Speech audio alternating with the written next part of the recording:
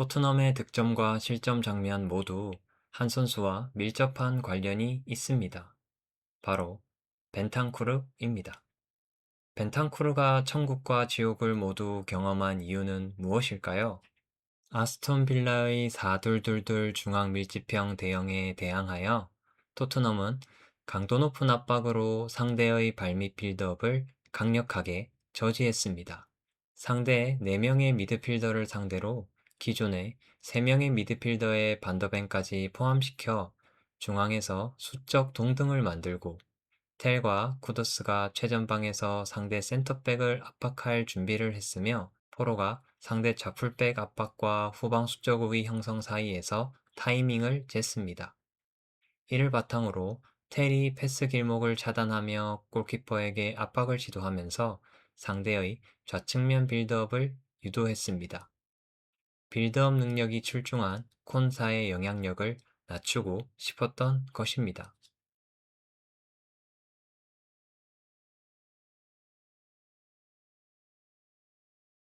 반대로 아스톤 빌라는 패스 능력이 좋은 마르티네스를 적극적으로 빌드업에 가담시켜 상대의 압박의 빈틈을 찾아내려 했습니다. 두 센터백을 넓게 벌리고 미드필더들을 이용하여 상대 공격수의 압박을 무력화시키거나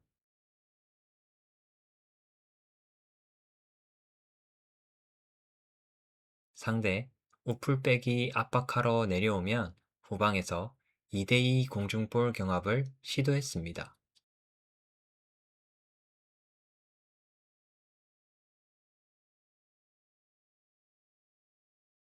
하지만 토트넘의 끈질긴 압박으로 내어준 코너킥과 이어진 크로스 공격에 벤탄쿠르의 선제골이 만들어집니다. 벤탄쿠르의 헌신적인 압박 시도가 득점으로 보상받은 것입니다.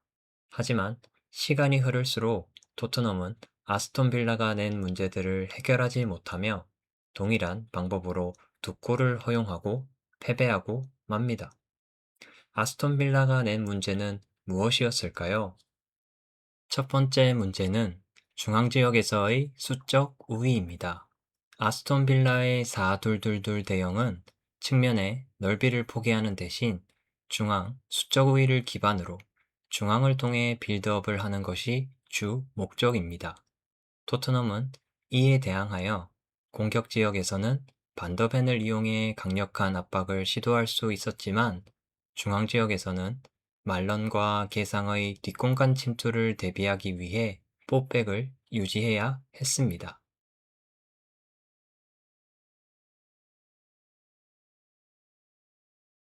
이로 인해 중앙에서는 4대3 수적 우위가 발생하게 됩니다. 이 상황에서 가장 고생한 선수는 누구일까요? 바로 벤탄쿠르입니다.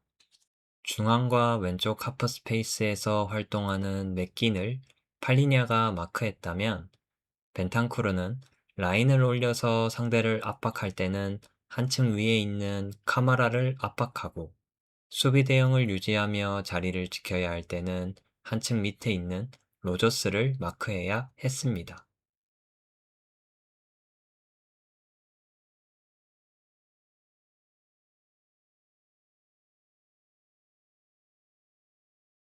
심지어 말런과 계산까지 빌드업에 관여하면서 끊임없이 주변을 살피며 자신의 수비 위치를 조정해야 했습니다.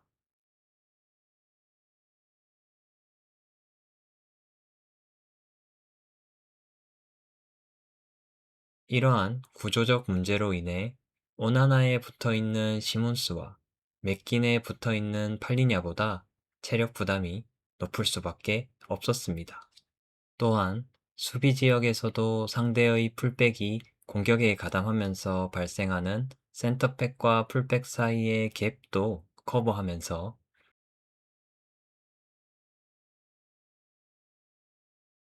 벤탄쿠르는 위아래로 경기장 전역을 많이 뛰게 됩니다. 체력 부담이 쌓인 벤탄쿠르는 두 번의 빈틈을 내어주고 마는데요. 이 빈틈이 모두 골로 이어지면서 지옥을 경험하게 됩니다.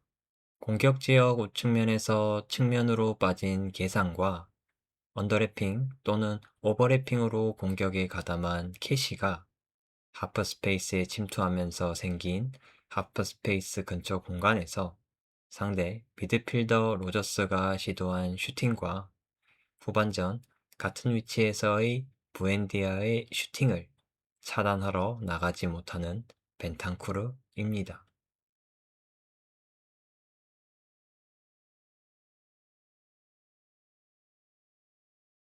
실점 장면이 100% 벤탄쿠르만의 잘못은 아니지만 벤탄쿠르의 슈팅 차단 움직임이 아쉬웠던 것은 확실합니다.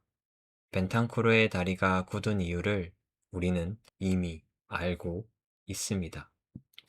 물론 아스톤 빌라의 중앙을 통한 빌드업이 항상 성공한 것은 아닙니다. 토트넘은 4-4-2 대형을 기반으로 카마라와 오나나로 향하는 패스길을 확실하게 차단하면서 상대의 실수를 기다리거나 패스 각도를 만들기 위해 전진 드리블을 시도하는 상대 센터백의 패스 길목을 막으면서 압박을 시도했습니다.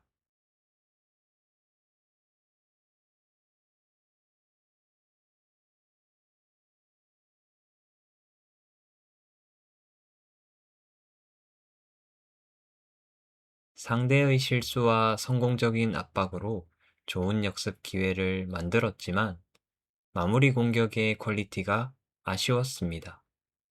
토트넘의 문제는 수비 지역 빌드업에서도 발생했습니다. 이것은 아스톤 빌라가 낸 또 다른 문제와 연결됩니다. 아스톤 빌라는 공격 지역에서부터 상대의 좌측면 빌드업을 유도하여 포로, 쿠두스, 시몬스로 이루어진 토트넘의 강력한 우측 날개를 철저하게 봉쇄하려 했습니다. 먼저 상대 3명의 미드필더를 향한 패스길을 확실하게 차단하고 말론과 로저스가 센터백을, 맥긴과 게상이 상대 풀백을 압박할 준비를 했습니다. 상대에게 좌측면 빌드업 기회를 제공한 대신 후방에서 수적 우위를 유지했습니다. 이 상황에서 말런이 패스길을 차단하며 골키퍼에게 압박을 시도하면서 상대를 좌측면으로 유도했는데요. 토트넘은 4-2-4 대형을 기반으로 좌측면에서 롱패스 비거리가 긴 반더벤을 이용한 쿠두스를 향한 뒷공간 패스,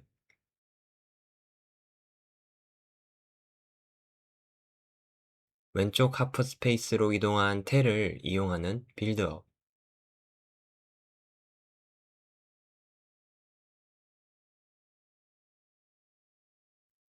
오도베르를 중앙으로 텔을 좌측면으로 이동시킨 4-2-2 빌드업 대형을 이용하여 빌드업을 시도했지만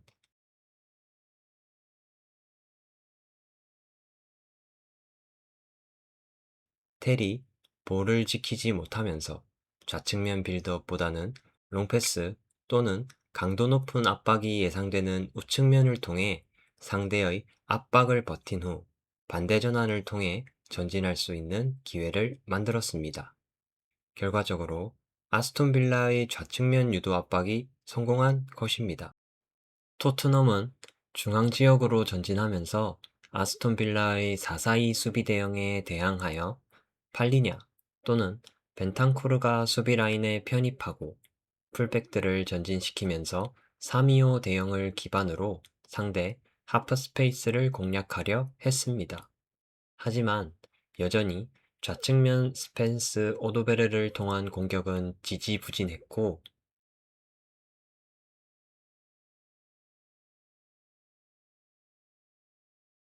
포로, 쿠두스, 시몬스의 우측면 공격은 공격 지역까지 전진하는 데 성공했으나 예상하기 쉬운 크로스 공격 패턴이 주로 시행되며 상대의 페널티 박스를 공략하지 못했습니다.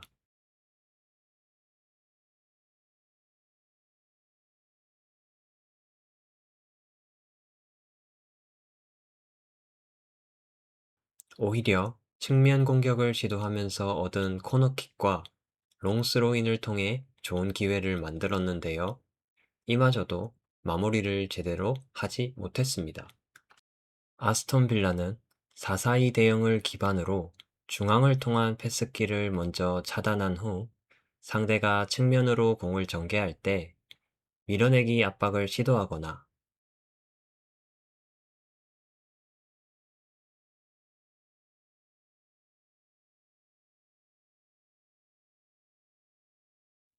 개상이 오버래핑하는 상대 풀백을 따라가 수비 라인에 편입하면서 5-3-2 또는 5-4-1 대형으로 하프 스페이스를 지키며 상대의 실수를 기다렸습니다.